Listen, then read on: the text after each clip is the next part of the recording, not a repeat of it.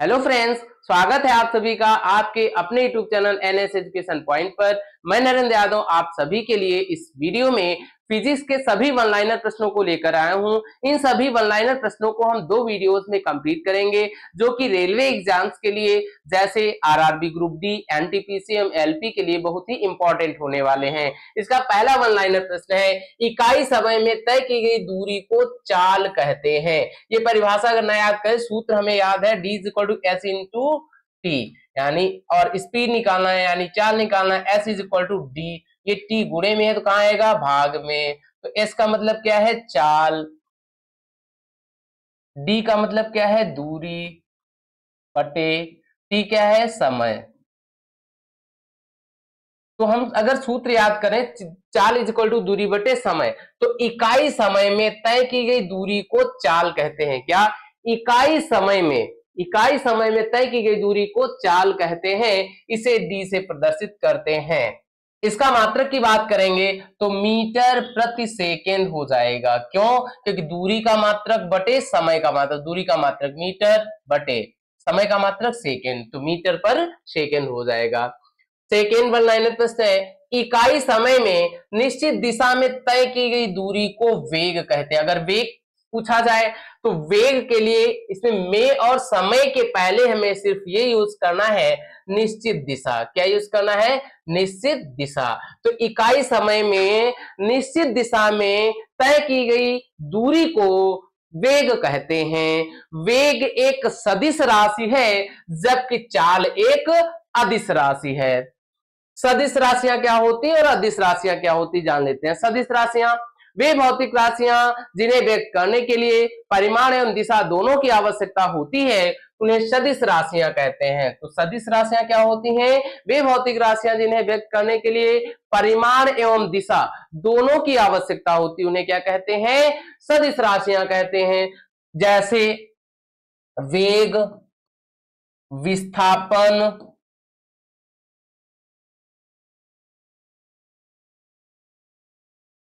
त्वरण, संवेग इत्यादि। ये आपको ध्यान रखना है, जिन भी भौतिक राशियों में वा दिख जाए, क्या दिख जाए, वा दिख जाए, तो 99% वो सभी भौतिक राशियां सदिश राशियां होंगी। कौन सी, सदिश राशियां होंगी, सदिश राशियां होंगी। अदिश राशियां क्या होती हैं, वे भौतिक राशियां जिन्हें व्यक्त करने के लिए केवल परिमाण की आवश्यकता होती है परंतु दिशा की आवश्यकता नहीं होती है, उन्हें अदिश राशियां कहते हैं। अदिश राशियों के अगर एग्जाम्पल की बात करेंगे, अदिश राशियां, अदिश राशियों की एग्जाम्पल की बात करेंगे, जैसे दूरी, चाल, समय इत्यादि, ईटीसी इत्यादि। ये सभी क्या है, अदिश राशियां हैं। चाल एक अदिश राशि है, यहां एग्जाम्पल मैंने लिख दिया है। जबकि वेग कैसी ही राशि है, अभी बताया गया है, वेग एक सदिश राशि है। किसी वस्तु द्वारा निश्चित दिशा में स्थान परिवर्तन विस्थापन कहलाता है। या फिर जैसे हमने माना ये ए पॉइंट है, ए से कोई व्यक्ति बी तक गया, फिर बी से सी तक गया। ए से बी तक मैंने माना कि ये दूरी 4 किलोमीटर थी और बी से सी तक 3 किलोमीटर थी, और हमें ए से सी तक पहुंचना है। तो अगर हम ए से सी तक निश्चित दिशा में, ए से सी की निश्चित दिशा में अगर हम दूरी जो शॉर्टेस्ट डिस्टेंस कवर करेंगे वो होगी 5 किलोमीटर। यही इसका हो जाएगा विस्थापन। क्या होगा, विस्थापन। तो विस्थापन की परिभाषा क्या होगी, प्रारंभिक बिंदु तथा अंतिम बिंदु के बीच चली गई न्यूनतम दूरी को विस्थापन कहते हैं। इसे d या s से प्रदर्शित करते हैं। इसका मात्रक मीटर होता है। क्या होता है, मीटर होता है। तो ये विस्थापन हो गया। अगर दूरी की बात करेंगे तो दूरी a से b तक जाएंगे, पहले b से c तक जाएंगे, तो 4 + 3 7 किलोमीटर तय करेंगे, ऐसे 5। तो न्यूनतम दूरी a से c तक चले हैं 5 किलोमीटर, तो ये 5 छोटी है 7 से, तो 5 किलोमीटर विस्थापन हो गया, और 4 और 3 7 किलोमीटर दूरी हो गई। अगला वन लाइनर प्रश्न है, विस्थापन। विस्थापन शून्य हो सकता है लेकिन तय की गई दूरी शून्य नहीं हो सकती। विस्थापन शून्य भी हो सकता है, लेकिन दूरी शून्य नहीं हो सकती। अगला,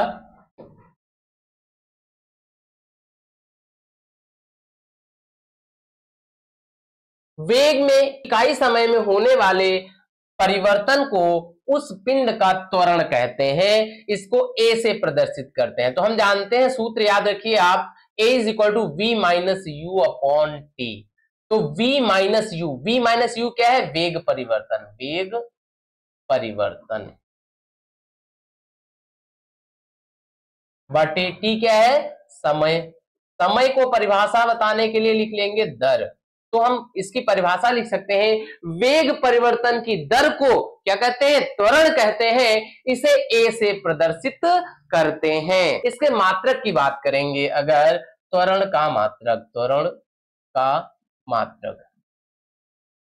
का मात्रक कैसे निकालेंगे? वेग परिवर्तन, तो वेग की यूनिट होती मीटर पर सेकेंड अपॉन समय की यूनिट सेकेंड होती है, तो मीटर अपॉन सेकेंड आएगा, तो second into second, second square हो जाएगा, सेकेंड स्क्वायर, तो इसकी यूनिट हो जाएगी मीटर पर सेकेंड स्क्वायर। नेक्स्ट, त्वरण और विस्थापन दोनों ही सदिश राशियां हैं। न्यूटन के प्रथम गति का नियम क्या है? यदि कोई वस्तु गति की अवस्था में है तो गति की अवस्था में रहेगी, और यदि विरामावस्था में है तो विरामावस्था में ही रहेगी, जब तक उस पर कोई बाह्य बल कार्य ना करे। जैसे कोई वस्तु चल रही है, गत की अवस्था में है तो गत की ही अवस्था में रहेगी, या रेस्ट पोजीशन में है, रुकी हुई है, तो रुकी ही रहेगी जब तक उस पर कोई बाह्य बल ना लगाया जाए। जैसे मेज पर रखी पुस्तक तब तक रखी रहेगी जब तक उस पर कोई बाह्य बल कार्य नहीं करेंगे। न्यूटन के गति के प्रथम नियम को जड़त्व का नियम भी कहते हैं। विराम के जड़त्व के कारण रुकी हुई गाड़ी को अकस्मात चलने से यात्री पीछे की ओर झुक जाता है। नेक्स्ट, गति के जड़त्व के कारण ही चलती हुई गाड़ी को अचानक रुकने पर यात्री आगे की ओर झुक जाता है। विराम के जड़त्व के कारण डंडे से प्रहार करने पर कोट की धूल झड़ जाती है।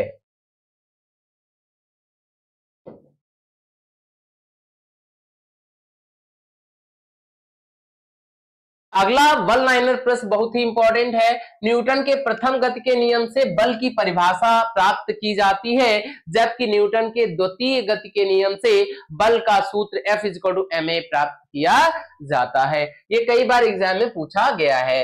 बल क्या होता है? बल वो खिंचाव या धक्का है। बल क्या है? बल वो खिंचाव या धक्का है जो किसी वस्तु की स्थिति में परिवर्तन कर देता है या परिवर्तन करने का प्रयास करता है।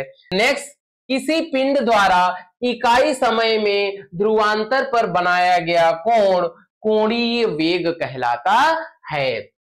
नेक्स्ट, कोणीय वेग का मात्रक रेडियन प्रति सेकेंड होता है। कोणीय वेग का मात्रक रेडियन पर सेकेंड होता है। न्यूटन के प्रथम गति के नियम को जड़त्व का नियम या गैलीलियो का नियम भी कहते हैं। जड़त्व का नियम मैंने अभी बताया था आपको, न्यूटन के गति के प्रथम नियम को जड़त्व का नियम भी कहते हैं या गैलीलियो का नियम भी कहते हैं।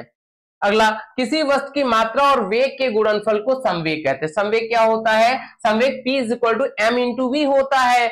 तो m × v, m का मतलब क्या है? द्रव्यमान गुणे वेग, द्रव्यमान गुणे वेग। तो परिभाषा संवेग, P क्या है? संवेग है, संवेग। तो संवेग की अगर हमें परिभाषा देनी हो तो क्या बोलेंगे? द्रव्यमान तथा वेग के गुणनफल को संवेग कहते हैं, इसे P से प्रदर्शित करते हैं। क्या? द्रव्यमान तथा वेग के गुणनफल को संवेग कहते हैं, इसे P से प्रदर्शित करते हैं। नेक्स्ट, न्यूटन के द्वितीय गति के नियम के अनुसार किसी वस्तु के संवेग परिवर्तन की दर वस्तु पर लगाए गए बल F के समानुपाती होता है। नेक्स्ट, न्यूटन के द्वितीय नियम से बल का व्यंजक प्राप्त किया जाता है। अभी इस पॉइंट को मैं बता चुका हूं आप सभी को।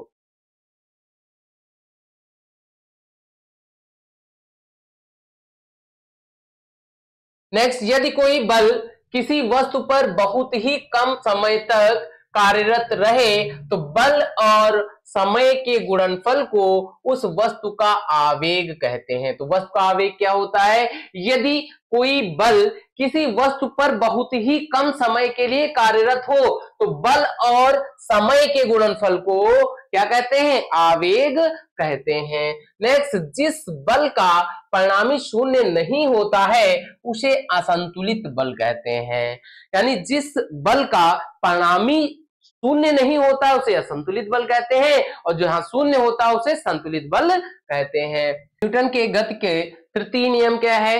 प्रत्येक क्रिया के बराबर परंतु विपरीत दिशा में प्रतिक्रिया होती है, इसे ही न्यूटन के गति का तृतीय नियम कहते हैं या क्रिया प्रतिक्रिया का नियम भी कहते हैं। न्यूटन के गति के तृतीय नियम को क्या कहते हैं? क्रिया प्रतिक्रिया का नियम कहते हैं। ये कई बार एग्जाम में पूछा गया है। संवेग संरक्षण के नियम के अनुसार संवेग संरक्षण नियम क्या होता है? यदि कणों के किसी समूह पर कोई बाह्य बल नहीं लग रहा हो तो उस पर निकाय का कुल संवेग अपरिवर्तित रहता है। नेक्स्ट, अभिकेंद्री बल सेंट्रीपिटल फोर्स में वस्तु वृत्ताकार मार्ग पर चलती है तो उस पर बल वृत्त के केंद्र की ओर कार्य करता है। यानी यदि कोई वस्तु वृत्ताकार मार्ग पर गति करती है तो उस पर केंद्र की ओर एक बल लगता है जिसे क्या कहते हैं? सेंट्रीपिटल फोर्स यानी अभिकेंद्री बल कहते हैं। और इस पर जो बाह्य बल बाहर की ओर जो बल लगता है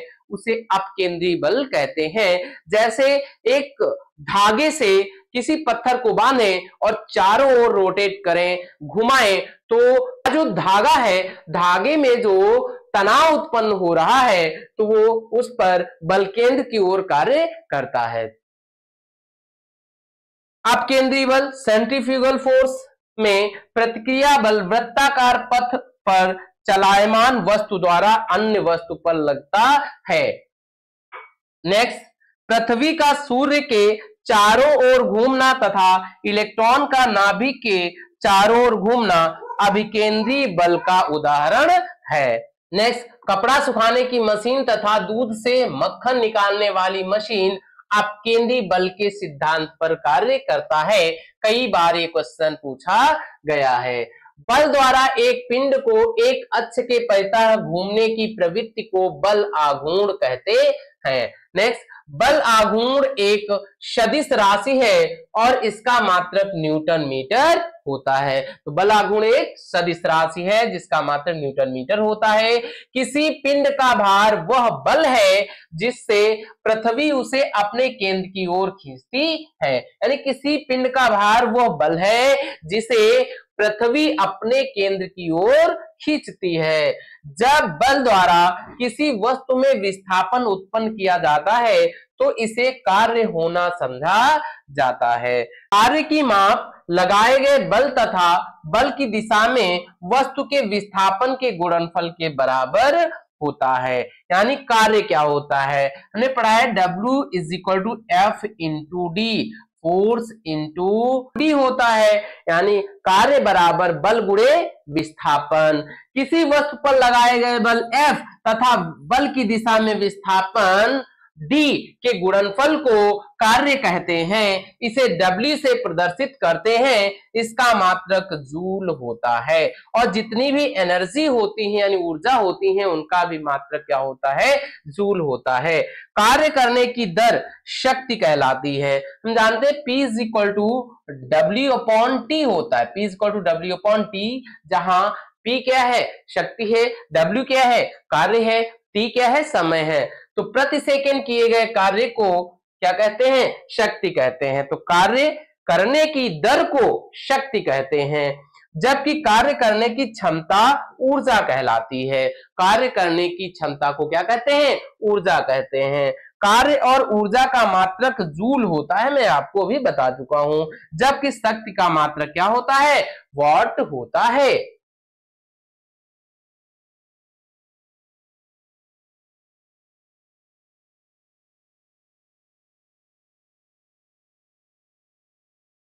ऊंचाई पर स्थित वस्तु स्प्रिंग बांध बनाकर रोके गए जल में स्थितिज ऊर्जा होती है। कई बार एक क्वेश्चन पूछा गया है। घड़ी की चाबी में संचित ऊर्जा स्थितिज ऊर्जा होती, ये भी कई बार क्वेश्चन पूछा गया है। ऊर्जा संरक्षण के नियम के अनुसार ऊर्जा संरक्षण नियम क्या होता है? ऊर्जा ना तो उत्पन्न की जा सकती है और ना ही नष्ट की जा सकती है, परंतु इसे एक रूप से दूसरे रूप में परिवर्तित किया जाता है। तो ऊर्जा ना तो उत्पन्न की जा सकती है और ना ही नष्ट की जा सकती है, इसे एक रूप से दूसरे रूप में परिवर्तित किया जा सकता है। नेक्स्ट, एक अश्व शक्ति में 746 वाट के बराबर होता है, यानी एक अश्व शक्ति में 746 वाट होते हैं। वह न्यूनतम वेग जिससे प्रक्षेपित करने पर कोई पिंड पृथ्वी के गुरुत्वीय क्षेत्र से बाहर निकल जाए तो उसे ही पलायन वेग कहते हैं। यानी वह न्यूनतम वेग जिससे किसी वस्तु को प्रक्षेपित किया जाए,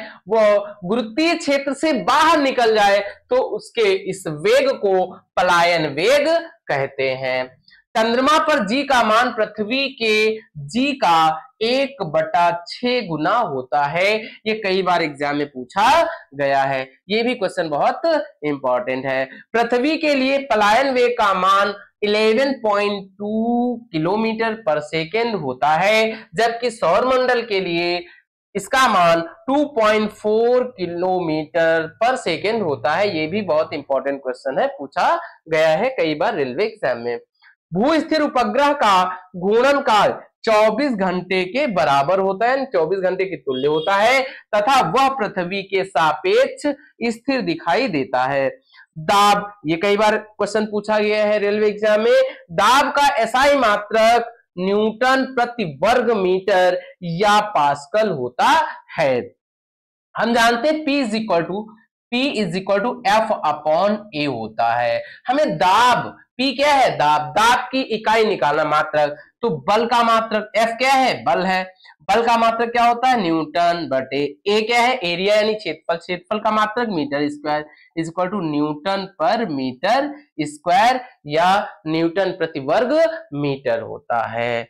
इसका मात्रक दाब का मात्रक क्या होता है? न्यूटन पर वर्ग मीटर या न्यूटन पर मीटर स्क्वायर। आया कहां से, निकालना आपको बता दिया गया है। अब हम सभी अगला वन लाइनर प्रश्न हल करेंगे।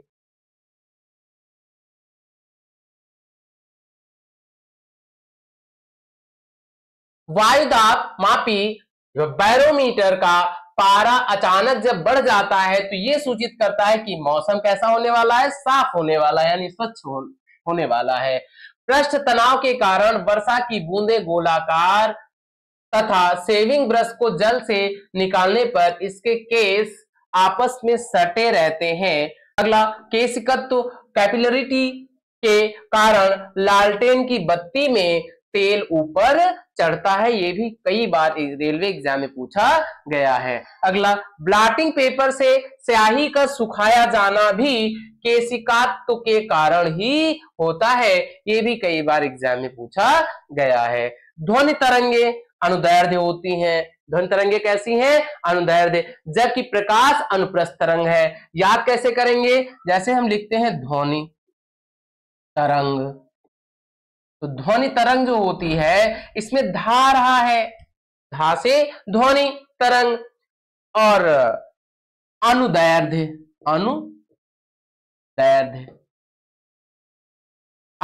में हम देख रहे हैं इसमें भी धा आ रहा है, तो इसमें भी धा आ रहा है, इसमें भी धा आ रहा है। तो ध्वनि तरंग किस टाइप की तरंग है? अनुदैर्ध्य तरंग है। जबकि प्रकाश तरंग, कौन सी? प्रकाश तरंग अनुप्रस्थ है। कैसी है? अनुप्रस्थ तरंग है। इसमें देख रहे हैं इसमें प्रा आ रहा है और इसमें भी प्रा है, तो प्रकाश तरंग अनुप्रस्थ। प्रकाश इसमें भी प्रा आ रहा है, अनुप्रस्थ में भी प्रा आ रहा है, तो प्रकाश कैसी तरंग है? अनुप्रस्थ तरंग है। जबकि ध्वनि तरंग में धा रहा है, अनुदैर्ध्य में भी धा रहा है, तो ध्वनि तरंग कैसी है? अनुदैर्ध्य तरंग है। तो आवृत्ति का मात्रक हर्ट्ज होता है। ये कई बार रेलवे और अदर एग्जाम से पूछा गया है। अगला, हवा में ध्वनि का वेग 332 मीटर पर सेकेंड यानी 332 मीटर पर सेकेंड तथा जल में 1400 मीटर पर सेकेंड एवं लोहे में 5000 मीटर पर सेकेंड होती है। अब ध्वनि का वेग पर दाब का कोई भी प्रभाव नहीं पड़ता, यानी ध्वनि के वेग पर दाब का कोई भी प्रभाव नहीं पड़ता है। अगला, ध्वनि की चाल तरंग दैर्ध्य एवं आयाम पर निर्भर नहीं करती है। तो फ्रेंड्स, इस वीडियो में इतना ही। बाकी बचे हुए फिजिक्स के वन लाइनर प्रश्नों को हम सेकेंड पार्ट में कंप्लीट कर लेंगे। तो फ्रेंड्स, यदि आप रेलवे जैसे आरआरबी ग्रुप डी, एनटीपीसी या एलपी की प्रिपरेशन करते हैं तो ऐसे ही वीडियोस पाने के लिए इस चैनल को सब्सक्राइब करिए। धन्यवाद।